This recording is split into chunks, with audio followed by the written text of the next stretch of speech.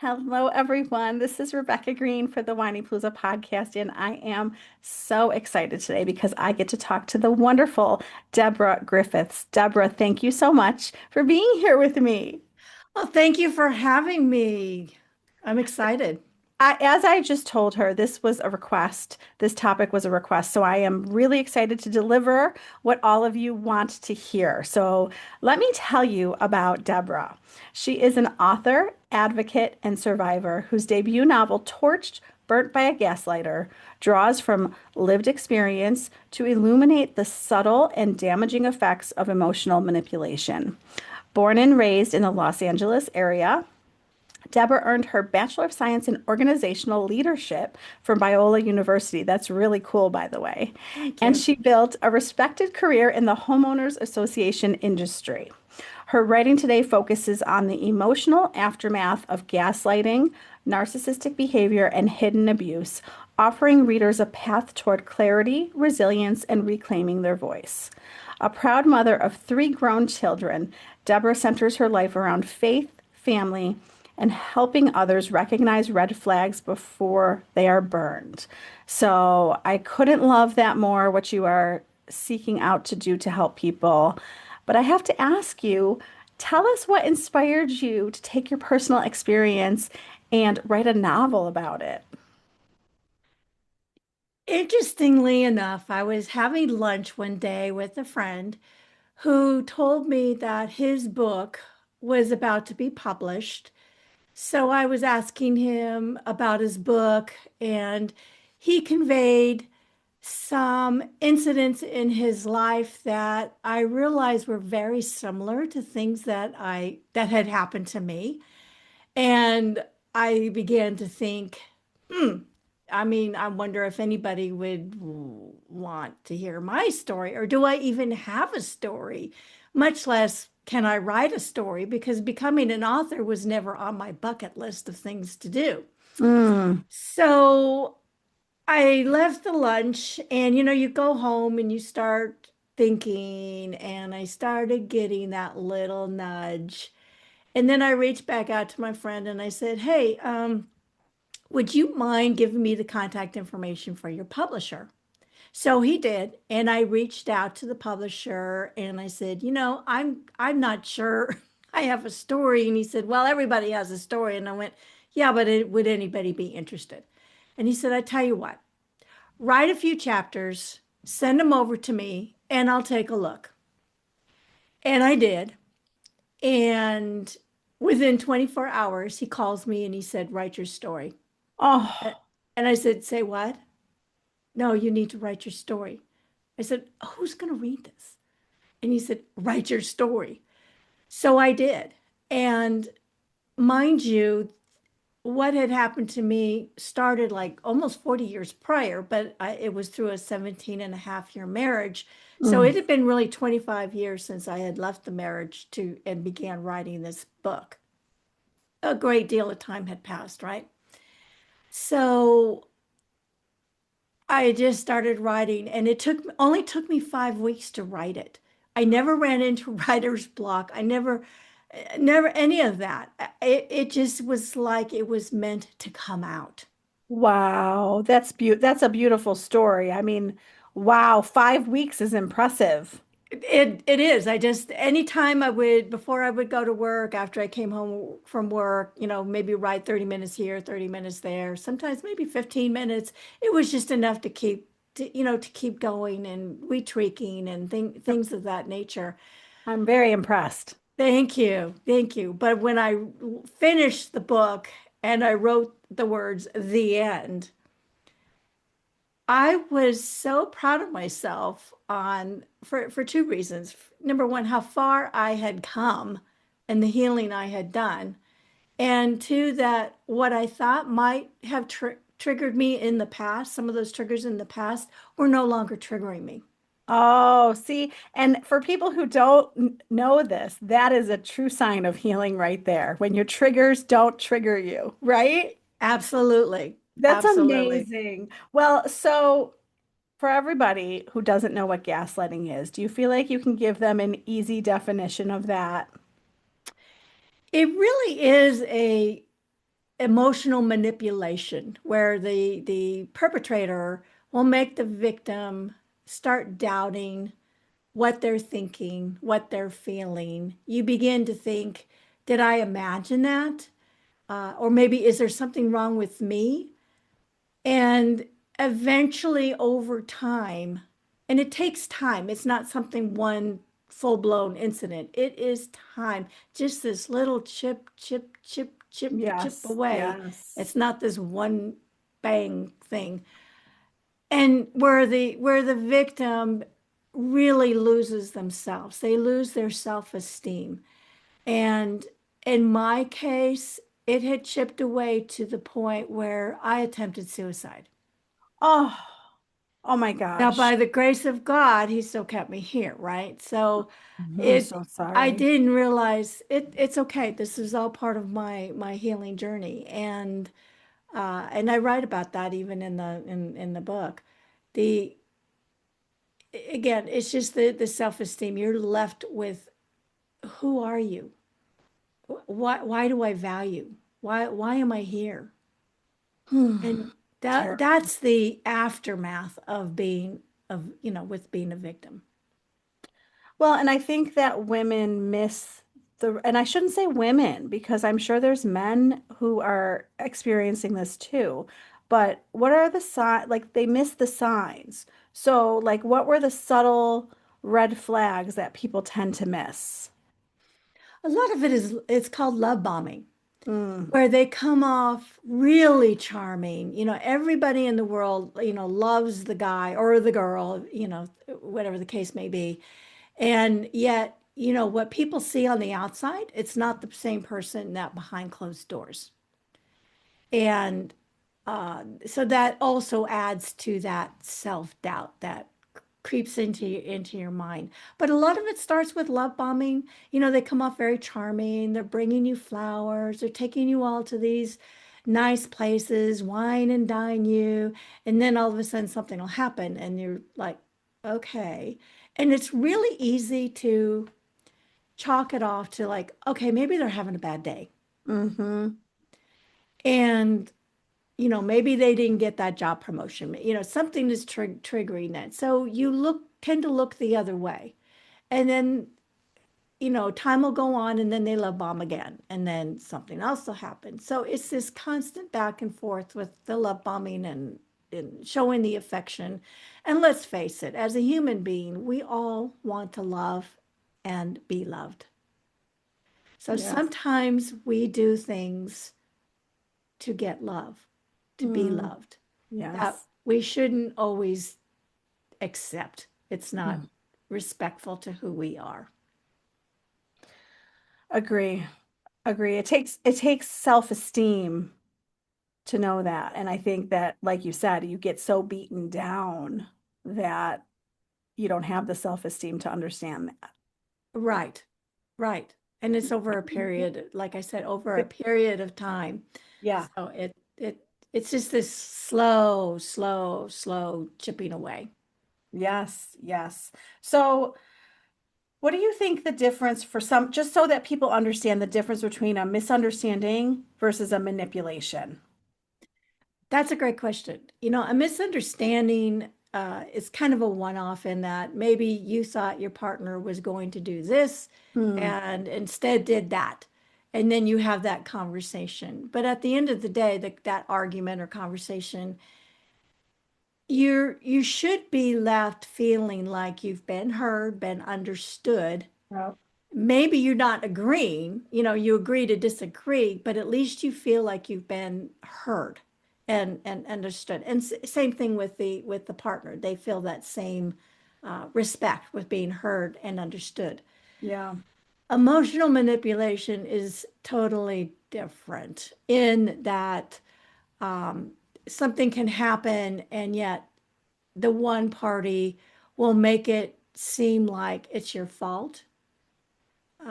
They don't really hear you or understand you. You begin to question, well, did I misunderstand that? You begin to doubt yourself. It's like, did I not understand what I was supposed to do or that what he was supposed to do? It just creates this doubt continual doubt about that. And again, that's part of that chipping away Yes. Yes. in that you're not truly heard. Yeah. Well, and I think that we are really good. I find that women are really good at their instincts. They have instinctual feelings, and I think we tend to sometimes push those instincts aside and ignore them. So, I mean, can we help people, like, how do they start to hear themselves? That's a good point because I know for myself, I did not listen to some of my intuition. Uh, and I'll use this as an example. On my wedding day, as I'm getting ready to walk down the aisle, my dad's on my arm, and all of a sudden, my stomach took this huge flip. And I mean, so much so that I was jolted. And I remember grabbing onto my dad's arm, right? And he said, "You don't have to go through with this." And I'm Oh, like, "What?" There's 200 pairs of eyes, looking at me. And I'm like, "Say what?" And he said, "No, you," and I said, "No, no, no." And I just wrote it off as wedding day jitters. yeah. And ironically, 17 and a half years later, I picked up this magazine from the grocery store, the National Women's Magazines and stuff, and they had a recipe on the front. I did not realize that there was an article in there about verbal abuse. Mm, It took me a couple days before I picked up and read that article, and she talked about her stomach turning when her husband would come home. And during that time, my ex was traveling quite a bit, would be gone for most of the week and then come home. Well, one time he came home. This was after I read the article, opened up the garage door, and my stomach turned. mm. And I'm like, no. The next week, it happened again. And I was like, okay. And this was about the time I was entering therapy and starting to say, there's something wrong here with this picture. I didn't quite know what was happening. But going back to, if you feel something, if your instinct, if your body will tell you the truth before your mind will. And Yes. if your body is telling you something, take a pause. Right, and then start writing down what is going on. You can factually, not, you can put your emotions and stuff in there, but factually write down what it is you're thinking and feeling. Because through all that, the fog starts lifting and you start to see some clarity. But Very you've got true. to listen to you've got to listen to your body. So tell us your story. How did you begin the decision that you were done? How did that begin? It began in the psych ward after I had attempted suicide. Oh my gosh. And the doctor came in, the psychiatrist that I was seeing, he said, "Your environment is making you sick." I knew what he meant. And those were, he never really said too much to me, even during the therapy sessions. But when he spoke, it like hit like a punch. And I knew what he meant. And my mom and sister had flown out from California as I was living in Georgia at the time. And we talked because I'm also a cradle Catholic. And so the word divorce is never in our vocabulary. Sure. But when my mom came to visit, we had some conversations and she said, I said, "I need to leave this marriage." And she said, "I agree." So for me, that was like having the family blessing. Yeah. And, and that's in because you're in the psych ward for 72 hours. So during that time, I started making plans to, I knew I needed to find a place to live. I had not worked. I was a stay-at-home mom. So it was like, how am I going to get a job? And realized I had more skills than I gave myself credit for. And started putting plans in place to move out and you know begin a new life. Well, and I'm listening to this thinking about the women who they have young children, let's say, which makes it a lot more complicated. It does. I've heard stories about women who want to stay to protect the kids, right? Because if they leave, then there's joint custody and they're not around to protect the kids. I've heard so many, reasons of why moms aren't leaving. So, and I don't mean to keep generalizing to moms. I just haven't had any dads come to me. I understand. It's I it's no, it usually makes women. It's yes, usually women that talk to me is what I'm saying. So, absolutely. I mean, any advice to those women who just feel stuck where they are? Oh, I understand that feeling all too well. My three kids at the time, I think the youngest one was about 3 or 4. The oldest one was 14.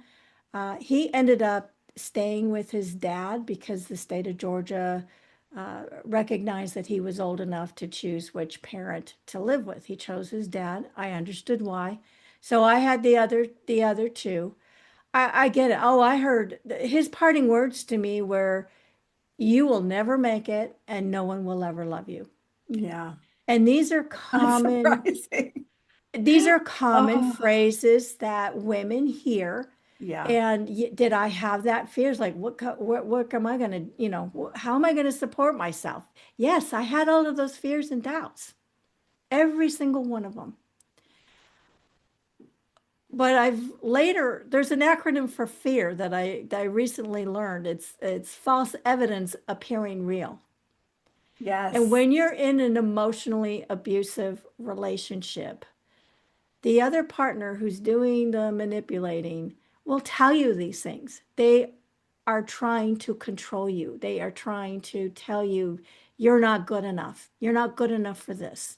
And let me tell you, you are more than good enough. Mm, yeah. I There hope are to hear that. there's a lot more resources out there than there were when 25, 30 years ago. So there's resources to help. Reach out to family. I will say that if you're in especially a physically abusive relationship, please put a plan together where you can leave safely.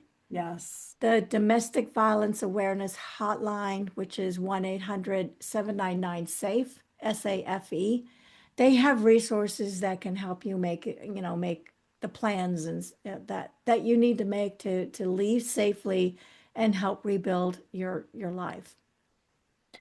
So for the women who are staying and they have the children and they want to protect the children from the narcissism, from the manipulative behavior, any advice for them?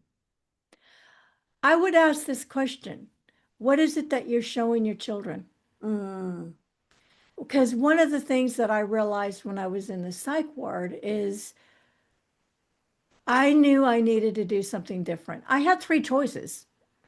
I could have either worked to leave this earth altogether, continue staying where I was and just feeling like I'm existing like nothing, or make the change.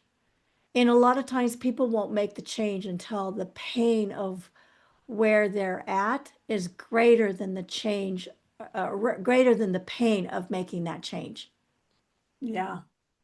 Yeah. So I did not want my kids. I realized this when I'm laying there thinking about all this. I didn't, I thought about what is it that I want to show my kids as a mother and as a woman. I did not want my kids to be abusers, learn to be, abusers themselves, Yeah. because this is all learned behavior, a lot of this, or be victims themselves. So those were the choices that I realized I had to make is what is it that I need to show and teach my kids? I mean, it takes so much courage to do what you did, as you know, and you had to start to rebuild your life. What do you think? How do you think you were able to start rebuilding? What helped you? My family, the support that I had from my mom and my sister, and even my father. My father at that time had a lot of physical issues, so he couldn't fly out to California, but I know emotionally he was supportive. Um, my faith,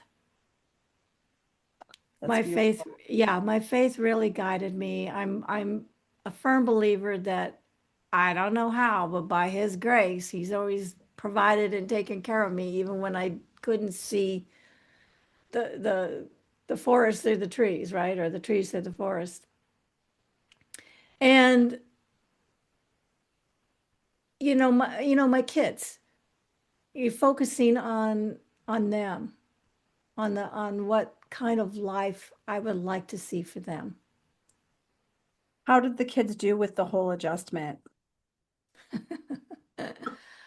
I'm laughing because that's been a challenge. So my oldest one kind of experienced parental alienation. Mm. So for a while, didn't really have much of a relationship. But I will say that things are much, much different now. It took probably a good 15 years, to turn that around. You just have to be consistent with trying to keep that communication open. My other son, who was the middle child, he ended up going down the illegal drug route. He had a lot of anger, and I realized this right after, the divorce and the separation. So I tried to get my kids into family therapy and stuff as quickly as possible. And I too was have on and off through the years, I've done therapy and stuff when I realize I get stuck and not really kind of know why. Again, by the grace of God, he hit rock bottom. I mean, it got to the point where I had to kick him out Oh my and goodness. really play that tough love. And I've since told him, I said, I know that was hard, but it was much harder on me than it was on you. But it got him to the point to where he finally said, all this time I was angry with you when it should have been dad. I said, I know that. And he turned his life around. He dropped out of high school, went back, got his high school diploma, went into the army, served a year in Afghanistan, and has really turned his life around. So Amazing. I couldn't be prouder. And then my daughter has always been kind of like on the needy side, where clingy side. But she's eventually has kind of grown out of that. Right now, she's been married for 4 years and has a beautiful little boy. So her life is good. Well, I like the happy endings. Yes, yes. It doesn't happen overnight. It's patience and prayer and perseverance. Well, and people tend to see the good and they don't see what it took to get to the good. And man, did it take you a lot to get there. So, wow. Wow to you. You have good days and bad days. I mean, I look back and it's like, where did the time go? But sometimes when you're in that middle of the storm, you don't you don't realize that the storm is going to pass. Yeah. It's just you're just so caught up in trying to keep your head above water. And Yes. and I get that. I get that feeling all too well. Well, and you have learned so much in the last 25 years. Has it been 25 Yes. years? Yeah. So, can you tell us some of those lessons that people can learn from you? Don't give up. That's a really good one. Don't give up. I mean, Yeah. I know it's hard. It's hard to make that choice to leave. Yeah. But life is better on the other side when that fog begins to lift and you realize what a capable, beautiful human being you are. I don't know what more to say other than that. Just don't give up and, you know, you don't need to stay stuck. Don't stay stuck. You have a purpose. Well, and I'm sure that you have different boundaries with people than you did. Yes. Can you talk about some of your non-negotiable boundaries? Well, that is one thing I realized is I didn't really have any boundaries. I wasn't even sure. I didn't even realize that I was what's known as a codependent, dealt a lot with codependency. I'm a people pleaser, an empath. I'm all the right categories fit to be sucked in by an emotional manipulator, right? And that is one thing I had to learn is what are those boundaries? And like you said, and I would encourage anybody, even if you're in the middle of one of these relationships, take a piece of paper and write negotiable and then non-negotiable and figure out what those two categories look like for you. The negotiables are like, I like horseback riding, but my spouse or partner does not. That's not a deal breaker. No. That's not a deal breaker. But respect, being kind to people, my kids, my faith. Yeah, don't monkey around with those. Yeah.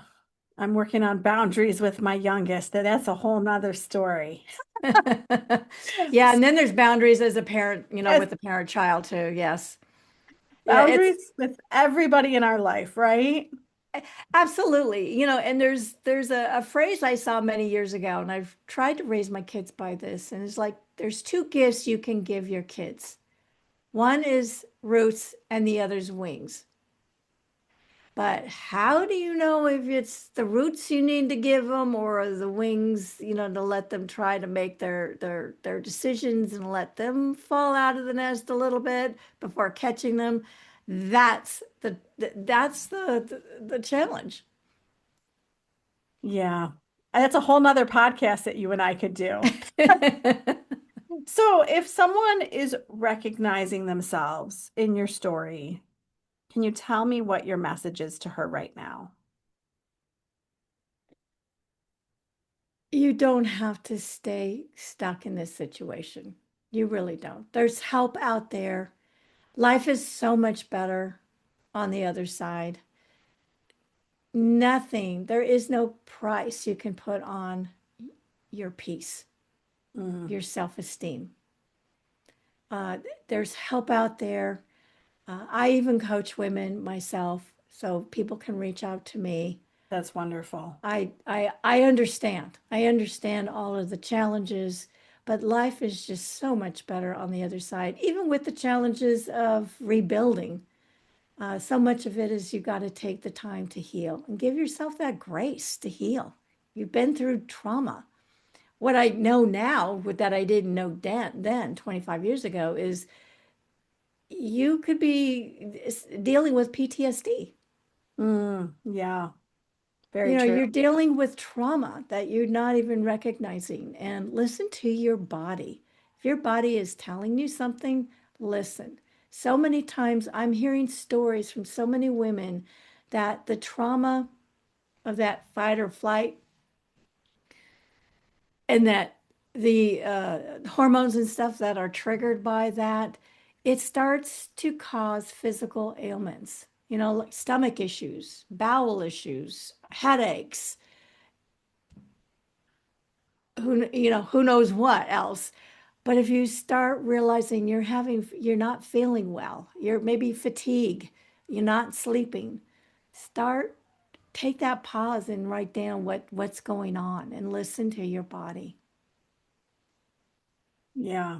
I'm hearing the women who tell me that financially it's very hard for them, which I know you dealt with, and you were able to Yes. do it.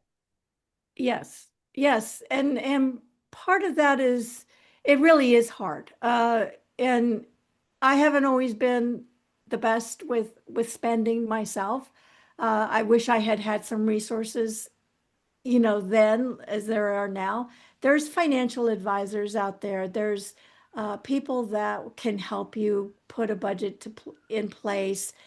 Really, it's about learning to live within your means.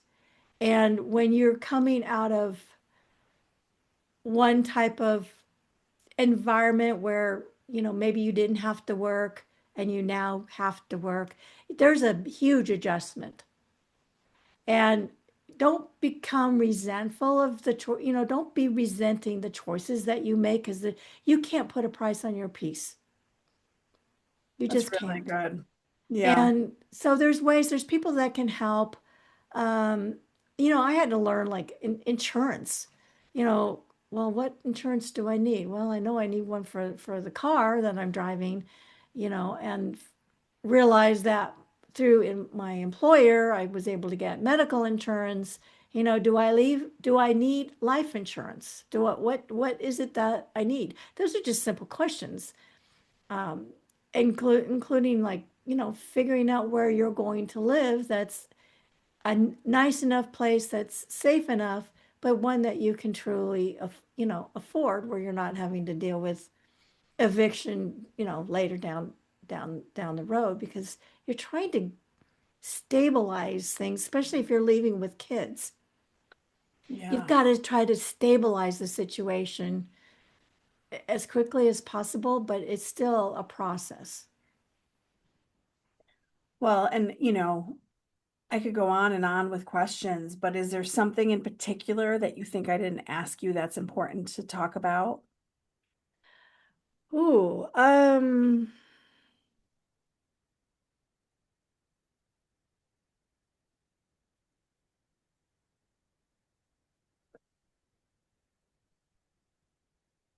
think you've captured everything. I just want to reiterate that we all have a purpose.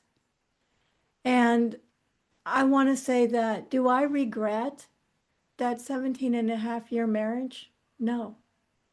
And here's why: I would not have had the 3 kids that I had. I would not have learned what I've learned. And it put me on a trajectory that now I can help others see some of these red flags. Don't ever be embarrassed that you have found yourself in this kind of situation. The brightest and the best of us have been manipulated. Mm. So, and don't ever be ashamed. Many women don't want to leave because they're afraid.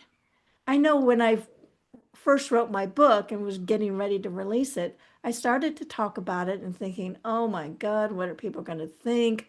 Are they going to read the book?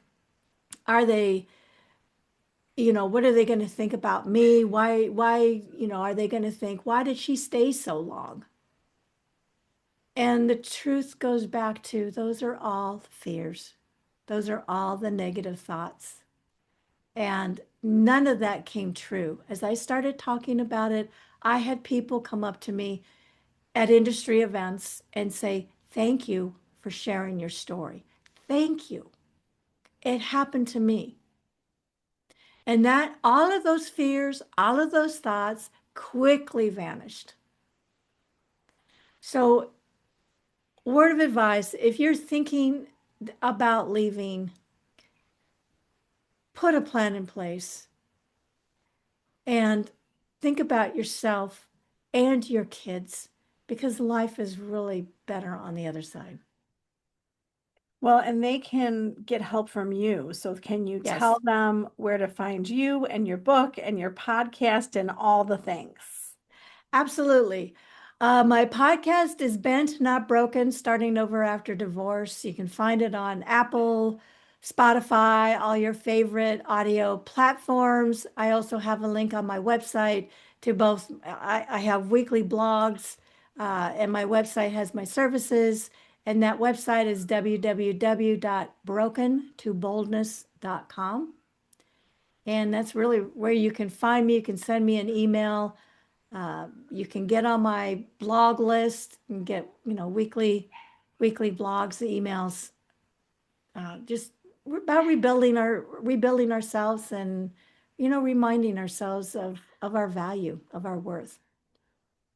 Well, I can't thank you enough for sharing your story with us and for helping so many people. I really appreciate your time today. Oh, thank you for this opportunity. This is Rebecca Greene, and I want to remind everyone to spend every day laughing, learning, and loving. Thank you for tuning in to the Whinypaluza podcast. If you like what you heard, please be sure to subscribe so you never miss an episode.